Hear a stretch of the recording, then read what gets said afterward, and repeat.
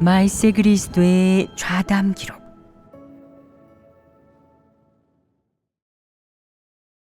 그리스도의 본질은 사랑이다.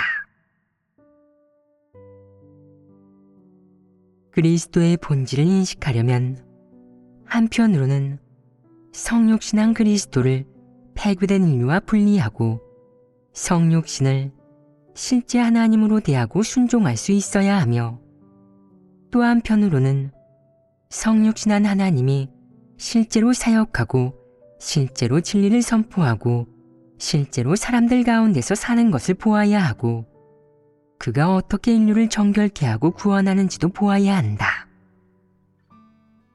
그는 선지자도 사도도 예언가도 아니고 하나님이 보낸 보잘것없는 사람은 더더욱 아니다. 그는 성육신이자 그리스도이며 하나님 자신이다. 비록 이 육신은 인류 중의 일원이지만 그는 신성 본질을 가진 평범한 사람이다. 이 육신의 신성 본질을 인식하는 것이야말로 가장 중요한 일이다. 내가 볼 수 있는 사실로 그리스도의 신성 본질을 증명할 수 있어야 한다. 이것은 최소한 갖춰야 하는 조건이다. 그리스도의 신성 본질을 인식하려면 반드시 하나님 말씀을 먹고 마시고 하나님의 사역을 체험하고 하나님의 성품을 인식해야 한다. 성육신의 본질을 인식함으로써 얻을 수 있는 효과는 바로 하나님이 확실히 육신을 입었고 이 육신이 실제로 하나님임을 확신할 수 있는 것이다. 그래야만 사람이 하나님에게 진정한 믿음을 확립할 수 있어 진실로 순종하고 사랑할 수 있다. 이런 효과를 거두어야만 내가 하나님의 본질을 인식했음을 증명할 수 있다. 지금 사람은 그리스도에 대해 진실한 인식이 없고 그저 하나님 말씀을 읽고 그것이 진리이자 성령의 선포임을 인정할 뿐, 육신에 대해서는 거들떠보지도 않고 육신이 어디에서 왔는지, 육신과 영이 어떤 관계인지 알지 못한다. 많은 사람이 육신은 말씀을 선포하는 존재이고 말씀하고 사역하는 데 쓰이며 이것이 그의 직분이라고 생각한다. 마치 메가폰처럼 감동이 있을 때 말씀을 선포하고 말씀을 하고 나면 그걸로 끝난다고 생각한다. 만약 이렇게 생각한다면 그가 인정하고 믿는 것은 성육신도 그리스도도 아닌 선지자와 비슷한 것일 뿐이다. 어떤 사람은 그리스도는 사람입니다. 성육신의 본질이 어떻든 또는 그분이 하나님의 어떤 성품을 나타내시든 그분은 하늘의 하나님을 완전히 대표할 수는 없고 우주 만물을 다스리시는 창조주를 완전히 대표할 수는 없습니다. 그분이 성육신이고 하늘의 하나님이 땅에 내려온 것이라면 어째서 초자연적인 이적이 하나도 없단 말입니까? 그분에게 권병이 있는데 어째서 큰 붉은 용을 멸하지 않는 것입니까? 라고 말한다.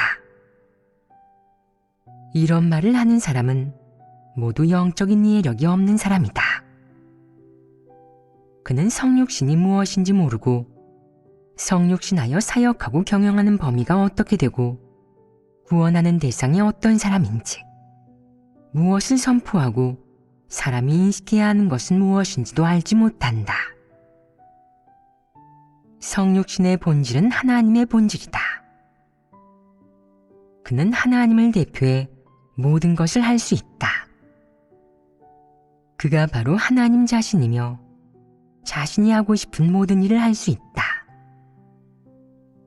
하지만 하나님의 이번 성육신은 경영 범위 중 마지막 단계의 사역을 하는 것이지 만유를 주관하거나 여러 나라를 다스리는 것과 무관하며 그런 일과 아무런 관계가 없다. 그러므로 너는 이 단계의 사역이 진행되는 기간 동안 사람이 접할 수 있고 인식할 수 있는 것들을 인식해야 하고 2단계 사역의 본질, 그리스도의 소유와 어떠함, 성품의 발현을 인식해야 한다. 그리스도가 선포하는 것이 하나님의 본질이 아니겠느냐? 하나님의 성품이 아니겠느냐? 물론 그렇다. 이것이 전부이겠느냐? 내가 지금 너희에게 알려주겠다. 이것은 전부가 아니라 지극히 제한적인 일부일 뿐이다. 이는 성육신 기간 동안 사람이 육안으로 볼 수 있고 사람이 접할 수 있고 사람의 마음으로 이해할 수 있는 것일 뿐 결코 전부가 아니다. 그저 하나님의 계획 안에서 해야 하는 일에 불과하다. 성육신을 어떻게 해석해야 가장 잘 이해할 수 있겠느냐? 쉽게 말하면 하나님이 분신하여 땅으로 내려온 것이고 하나님의 영이 육신을 입고 평범한 사람이 된 것이다. 그러면 하나님의 영이 육신에 오고 또 다른 곳에도 있겠느냐? 있다. 하나님은 우주 만물을 주관한다. 온 우주를 한 분의 하나님이 주관하고 있다. 하나님은 전능하다. 그가 지금 육신을 입고 땅으로 내려왔다고 해서 사람이 상상하는 것처럼 그가 성육신에서 땅에서만 사역하고 다른 일은 일절 관여하지 않는 것이 아니다.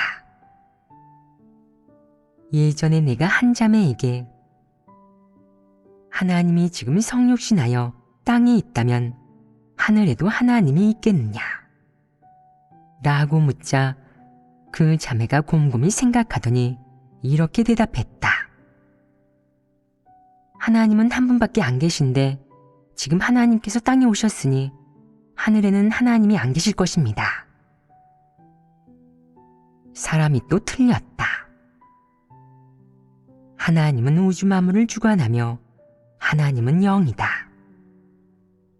그가 지금 땅에 왔지만 하늘의 일도 주관하고 땅에서도 사역을 한다.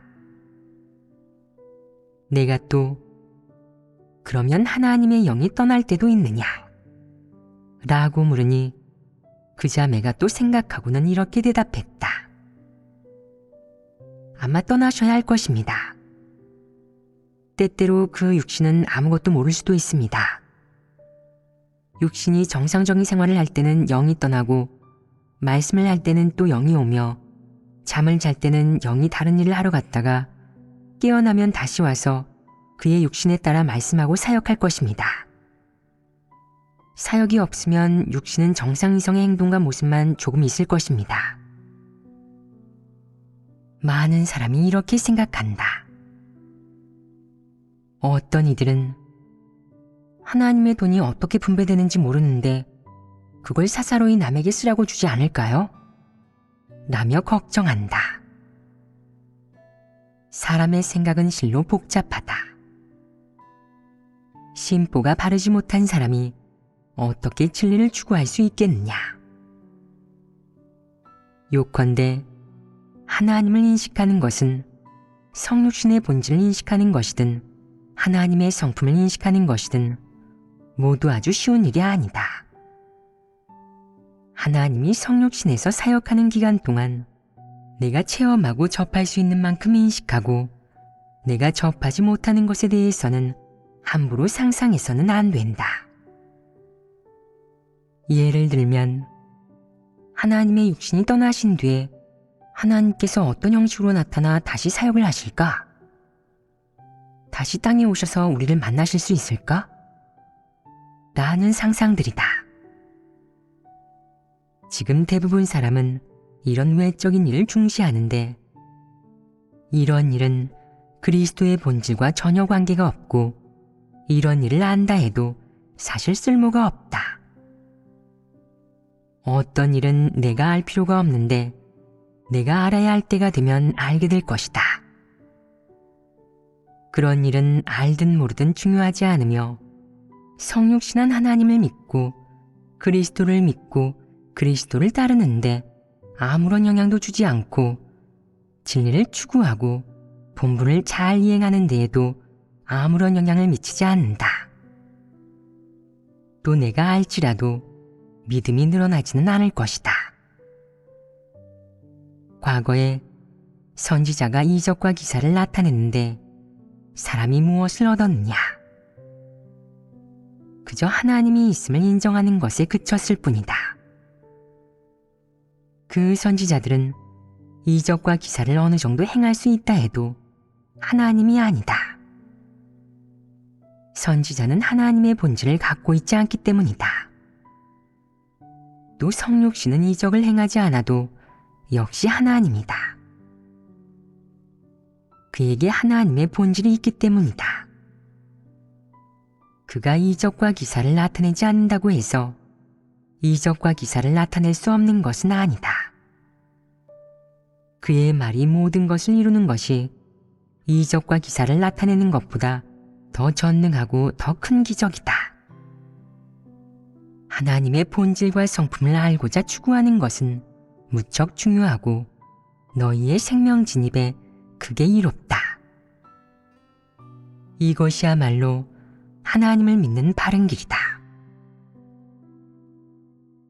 하나님이 성육신하여 사역하는 기간에 사람이 접하고 볼 수 있는 하나님의 소유와 어떠함, 하나님의 본질, 하나님의 성품은 그 어느 때보다 많으며 이는 하나님을 알아갈 최적의 기회라는 것을 너희는 알아야 한다.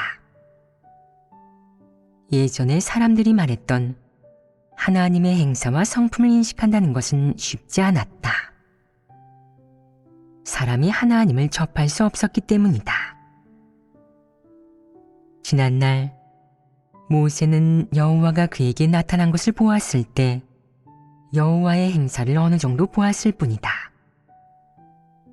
그에게 하나님에 대한 실제적인 인식이 얼마나 있었겠느냐? 현재 사람들의 인식보다 높았겠느냐? 현재 사람들의 인식보다 실제적이었겠느냐? 당연히 그렇지 않다. 당시 하나님은 이스라엘에서 역사할 때 많은 행사를 나타냈다. 또 여호와가 이적과 기사를 나타내는 것을 수많은 사람이 보았다. 어떤 사람은 여호와의 뒷모습을 보기도 했고 천사를 본 사람도 적잖이 있었다. 그런데 결국 하나님을 알게 된 사람은 몇이나 있더냐?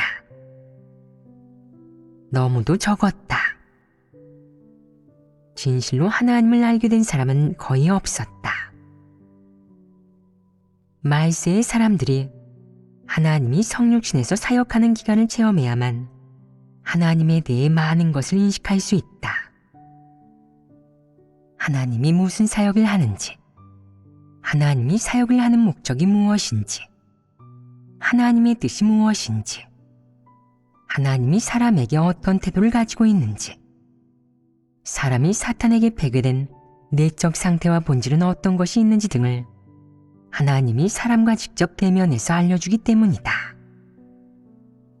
사람은 이렇게 밝힌 말씀을 통해 비로소 하나님이 이렇게 실제적이고 진실하며 하나님이 인류에게 이런 뜻을 갖고 있으며 하나님이 이런 성품이고 그의 행사가 원래 이렇게 기묘하고 그의 지혜가 원래 이렇게 깊으며 사람에 대한 그의 긍휼이 이렇게 실질적이라는 사실을 깨닫게 된다. 하나님이 이렇게 많은 말씀을 하여 하나님의 사역과 사랑, 성품, 행사를 모두 증거했으며 우리가 하나님의 사역을 체험함으로써 직접 느끼기도 했다.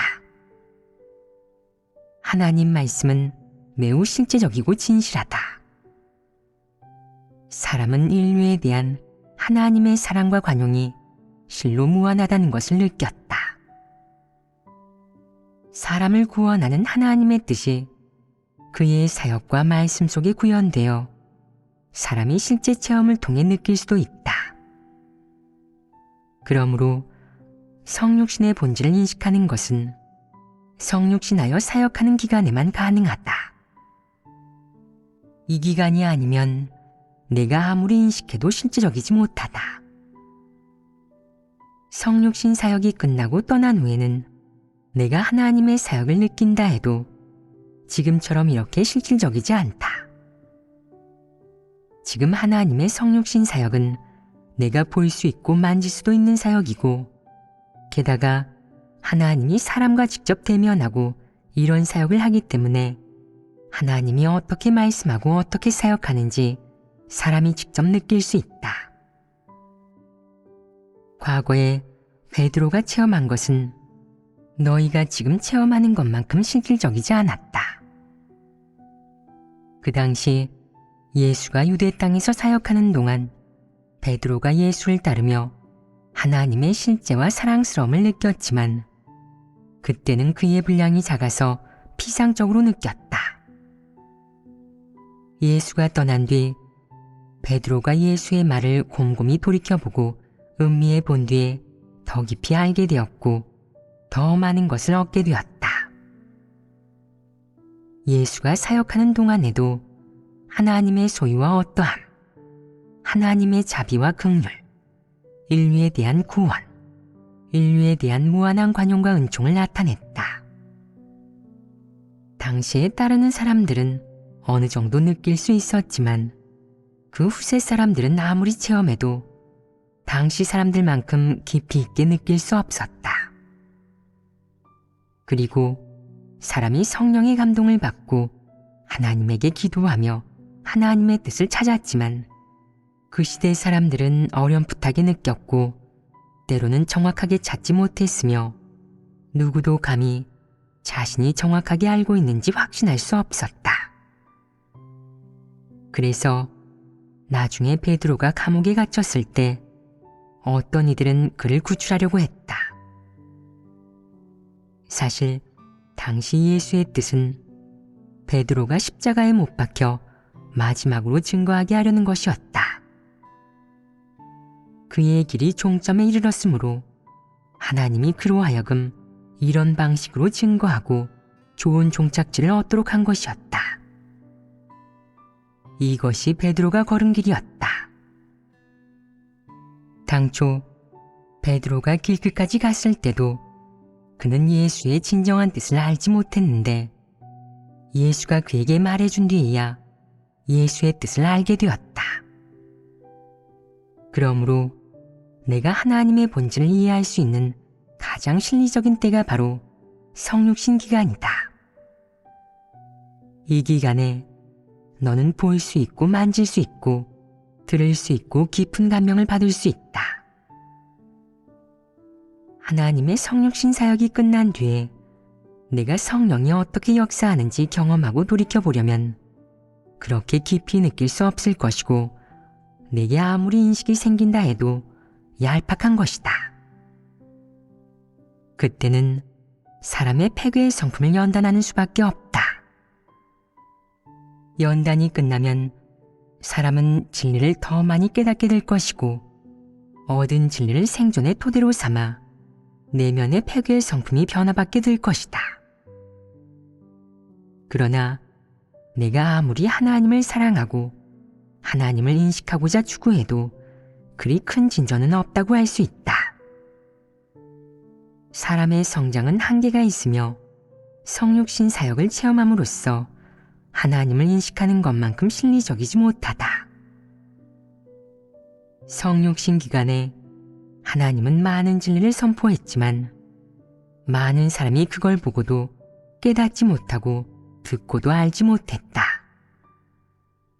그들은 모두 영적인 이해력이 없는 사람들이고 생각이 없는 사람들이다.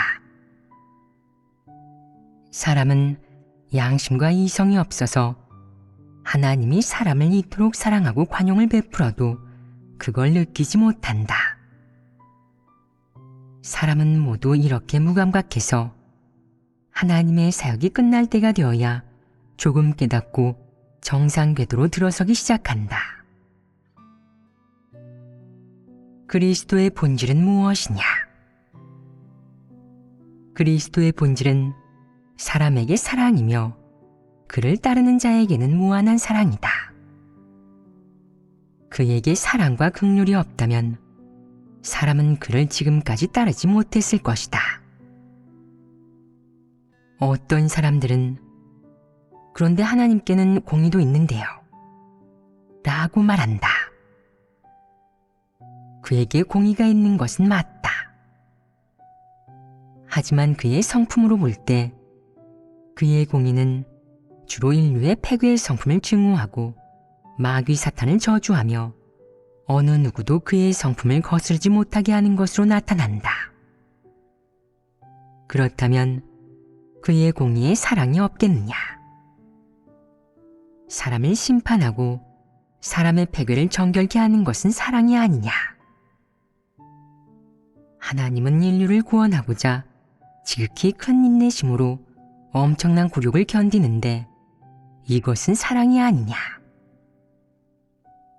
그래서 솔직히 말하자면 하나님이 성육신앙 기간 인류에 대한 사역에서 가장 뚜렷하고 선명하게 드러나는 그의 본질은 바로 사랑이고 무한한 관용이다.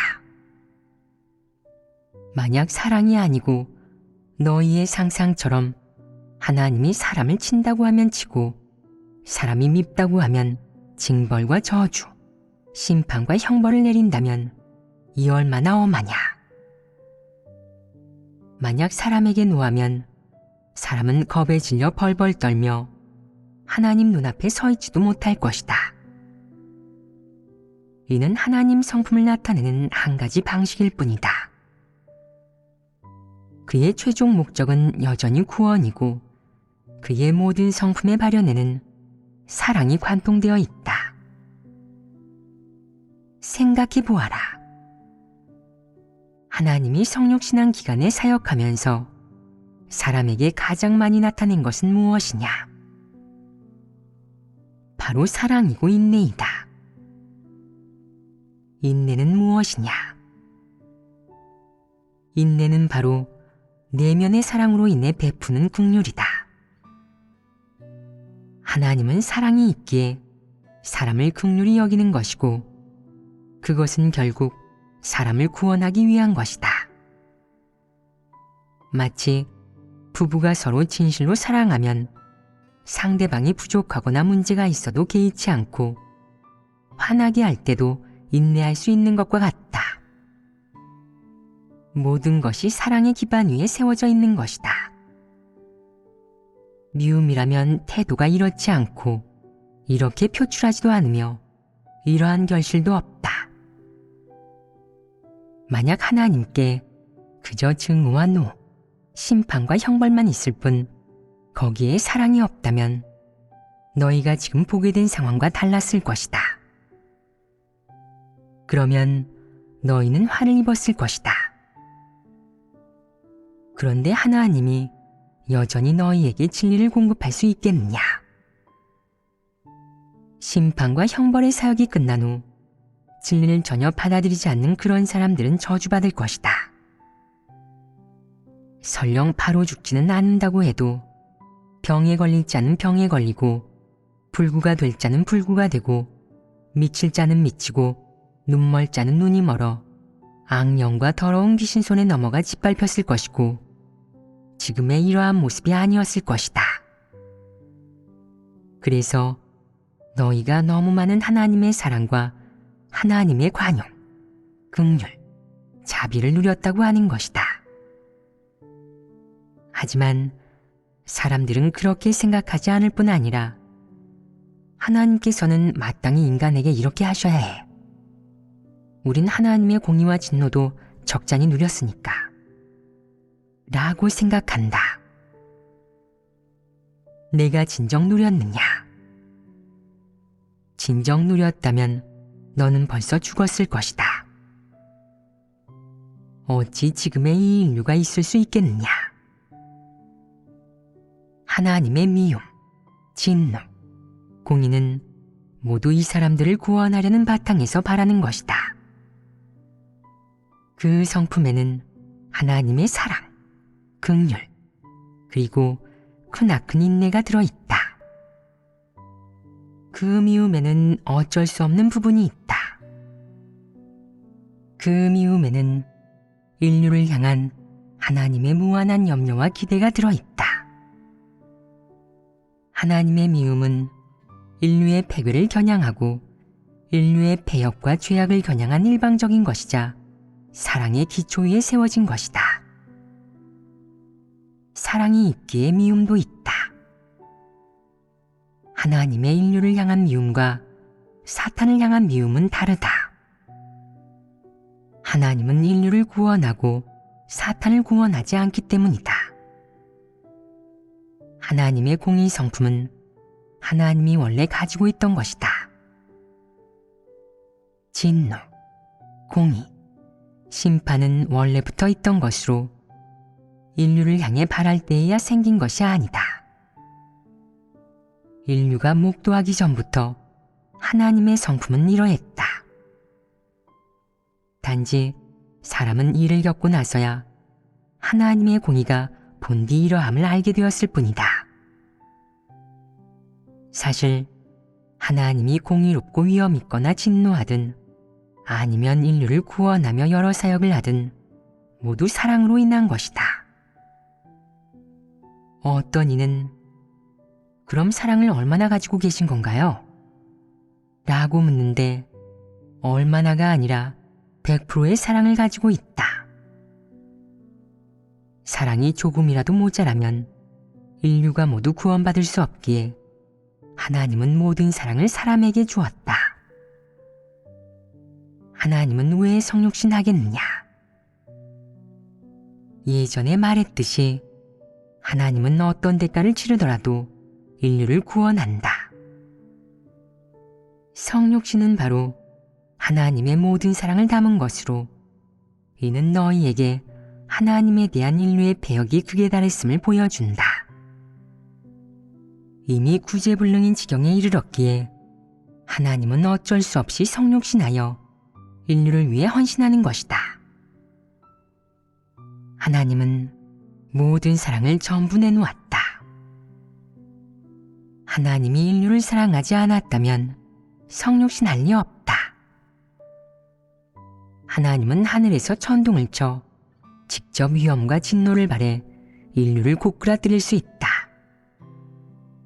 성육신하여 이렇게 큰 수고를 들이고 이렇게 큰 대가를 치르고 이렇게 큰 굴욕을 당할 필요가 없다.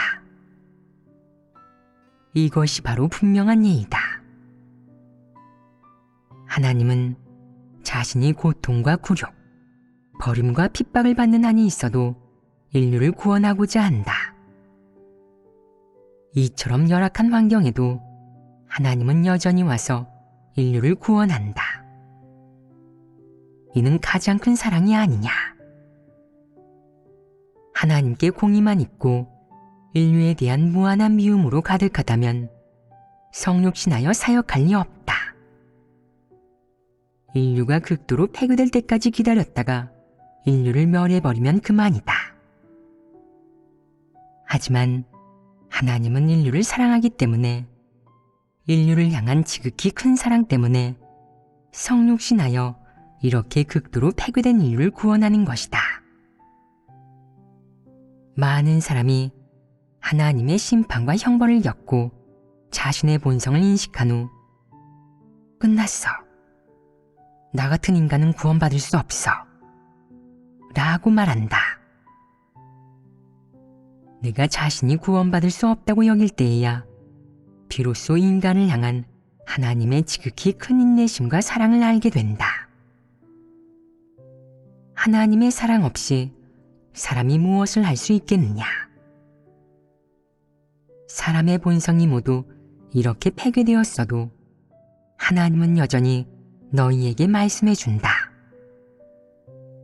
사람이 깨닫지 못할까봐, 잘못된 길로 들어설까봐, 극단으로 치달을까봐 언제라도 너희가 질문하면 얼른 해답을 준다. 이럼에도 너희는 아직 사람을 향한 하나님의 사랑이 얼마나 큰지 모르겠느냐. 지금 많은 사람이 관찰하면서 이렇게 말한다. 성육신하신 하나님께서 사역을 끝내고도 왜 계속 떠나지 않으시는 겁니까? 설마 다음 단계의 사역이 또 있습니까? 다음 단계의 사역을 왜 빨리 하지 않으시는 겁니까? 여기에는 당연히 의미가 있다. 하나님이 성육신하여 많은 말씀을 한 뒤에 사람들에게서 어떤 효과가 나타났느냐? 사람은 그저 듣고 마음속으로 기억했을 뿐 별로 진입하지 않았고 사람에게 그리 눈에 띄는 변화가 나타나지 않았다.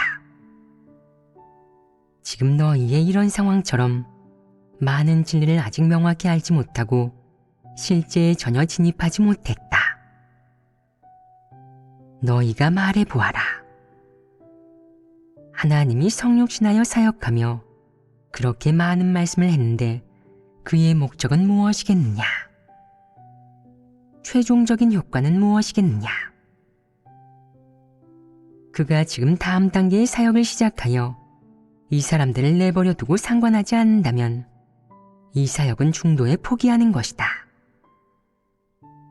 성육신 사역은 반드시 2단계의 온전한 사역을 해야만 사람을 완전히 구원할 수 있다. 은혜 시대에 예수가 온 것과 마찬가지다. 예수가 태어나서부터 십자가에 못 박혀 하늘로 올라갈 때까지 33년 반이 걸렸다. 사람의 정상적인 수명으로 본다면 길지 않은 시간이지만 하나님이 땅에 내려온 시간으로 보면 짧지 않다. 33년 반 동안 몹시 고통스러웠다. 성육신한 하나님에게는 하나님의 본질과 성품이 있는데 폐교된 인류와 33년 반 동안 함께 지내는 것은 고통스러운 일이다. 사람들이 그에게 잘했는지 못했는지, 그에게 편히 거할 곳이 있었는지 없었는지, 이런 것들은 모두 배제하고 설령 그의 육신이 큰 고통을 겪지 않았다 하더라도 인류와 함께 생활하는 것 자체가 고통스러운 일이다. 같은 부류가 아니니 말이다. 예를 들어 사람이 돼지와 하루 종일 함께 산다고 치자. 그러면 한동안 함께 사는 일이 몹시 피곤한 일일 것이다. 서로 동족이 아니기 때문이다. 사람과 돼지 사이에 어떻게 공통된 언어가 있겠느냐? 함께 사는 일이 어찌 고통스럽지 않겠느냐? 부부라 해도 서로 마음이 맞지 않으면 반감이 들게 마련이다. 하나님이 성육신하여 33년 반 동안 이 땅에 있었다는 자체가 이미 가장 고통스러운 일이다. 게다가 그를 이해할 수 있는 사람이 하나도 없었다. 사람은 하나님께서 성육신하여 하시고 싶은 일을 하시고 하시고 싶은 말씀을 하시며 그렇게 많은 사람이 하나님을 따르는데 무슨 고통이 있을까? 다만 편히 거하실 곳이 없어서 육신이 조금 고통받으셨겠지만 그 정도 고통을 감당하신 것은 큰 고생이라고 할 수 없어. 라고 생각할 것이다. 이런 고통은 사람이 감당할 수 있고 견딜 수 있는 것이므로 성육신도 예외가 아니다. 그 역시 견딜 수 있으니 이는 큰 고통이 아니라고 할 수 있다. 그가 받은 가장 주된 고통은 극도로 폐교된 인류와 함께 살면서 사람의 온갖 조롱, 욕설, 판단, 정죄를 받았고 악마에게 추적당하고 종교계로부터 버림받고 적대되어 누구도 메워줄 수 없는 마음의 상처를 받은 것이다. 이것이 고통스러운 일이다. 그는 극도의 인내심으로 폐교된 인류를 구원하며 상처를 안고 사람을 사랑한다. 이것은 가장 고통스러운 사역이다. 인류의 흉악함과 대적, 정죄와 비방, 모함과 핍박, 추적과 살육으로 인해 하나님의 육신은 엄청난 위험을 무릅쓰고 이 사역을 한다. 그가 이렇게 고통받는데 누가 그를 이해해 주겠느냐? 누가 그를 위로할 수 있겠느냐?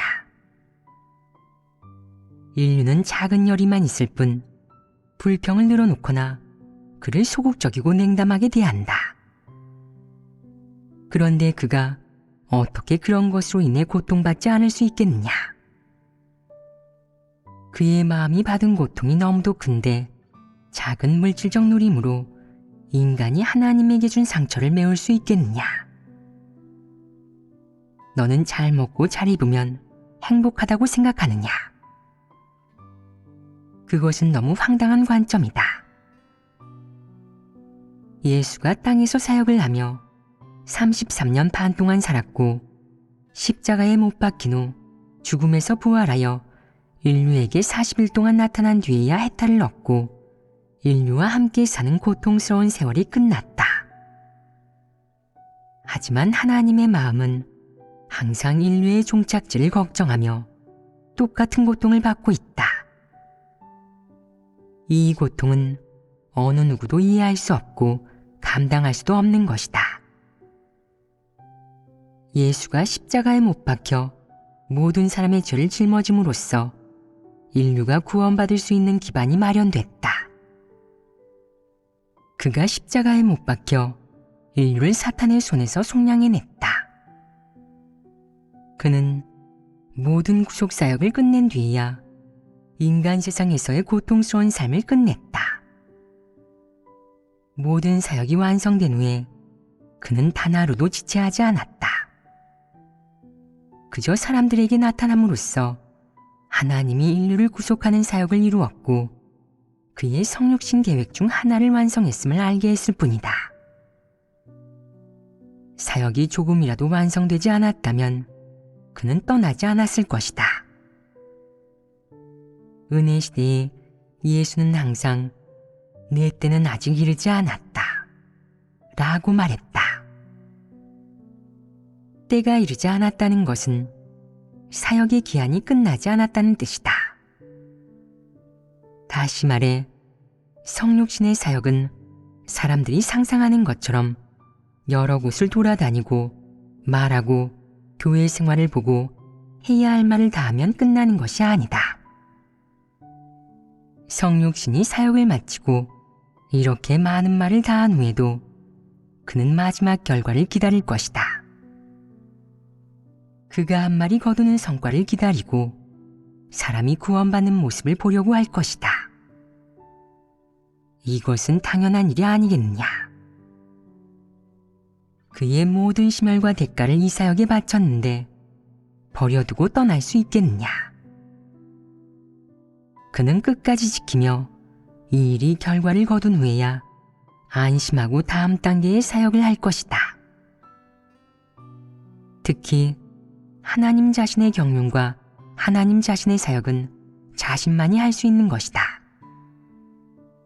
최종적으로 인류가 어떤 모습인지, 그를 따르는 사람들이 어떤 모습인지, 구원받은 사람들이 어떤 모습인지, 그의 뜻에 부합하는 사람이 몇이나 되는지, 진심으로 그를 사랑하는 사람이 몇이나 되는지, 그를 참으로 인식한 사람이 몇이나 되는지, 그를 위해 헌신한 사람이 몇이나 되는지, 진실로 그를 경배한 사람은 또 몇이나 되는지 등 이런 일이 모두 결과가 나와야 한다. 하나님께서 땅에서 사역을 끝마치신 뒤에는 잘 누리시겠지. 얼마나 자유로우실까? 라는 사람들의 상상과 다르다. 내가 말해주겠다. 조금도 자유롭지 않으며 더 견디기 어렵다. 어떤 이들은 이해하지 못하고 하나님께서 성육신하여 사역을 끝내시고 더 이상 말씀하지 않으시면 영이 떠나신 것이 아닐까? 라고 생각하며 하나님을 의심하기 시작한다. 또 어떤 이들은 성육신하여 사역을 마치고 모든 말씀을 다 하셨는데 안 기다리시면 안 됩니까? 라고 말한다. 안 된다. 성육신의 사역에는 그의 범위가 있다. 사람이 상상하는 것처럼 사역을 끝마치고 나면 아무 일도 없어서 성령으로 하여금 역사하게 하면 되는 것이 아니다. 그런 것이 아니라 육신이 도우며 지도해야 하는 일도 있고 육신이 처리해야 하는 일도 있다. 이는 사람이 대신할 수도 없다. 이건 역시 성육신 사역의 의의다. 이 점을 알겠느냐? 예전에 내가 어떤 이들에게 화를 내며 너희와 함께 지내는 것이 너무도 고통스럽다 라고 말한 적이 있다. 같이 지내기 싫은데 왜 기다리십니까? 라고 말하는 사람들도 있을 것이다. 이것이 바로 인류에 대한 하나님의 사랑이다. 사랑이 없으면 그가 지금까지 참을 수 있었겠느냐? 때로는 그가 화가 나서 성난 말을 하기도 하지만 그렇다고 할 일을 하지 않는 것은 아니다. 사역의 모든 절차를 하나도 빠뜨리지 않고 해야 할 사역과 해야 할 말을 조금도 남겨두지 않는다. 해야 할 일은 모두 하고 해야 할 말도 모두 한다. 지금 하나님의 말씀이 왜 예전처럼 많지 않고 줄어들었나요? 라고 말하는 사람이 있다. 사역의 절차가 이미 끝났고 이 마지막 단계는 바로 기다리는 것이다. 나는 그저 도우며 지도하는 일을 할 뿐이다. 마음 써야 할 것들은 충분히 마음을 써야 한다.